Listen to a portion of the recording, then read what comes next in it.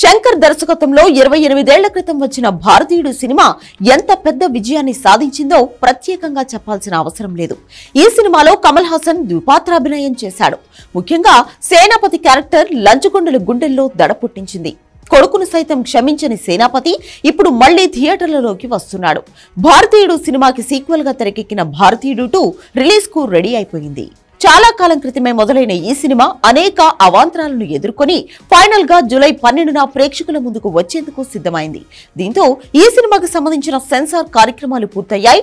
ఇప్పటికే తమిళ version censor పూర్తి కాగా ఇప్పుడు తెలుగు వర్షన్ సెన్సార్ కూడా పూర్తయింది.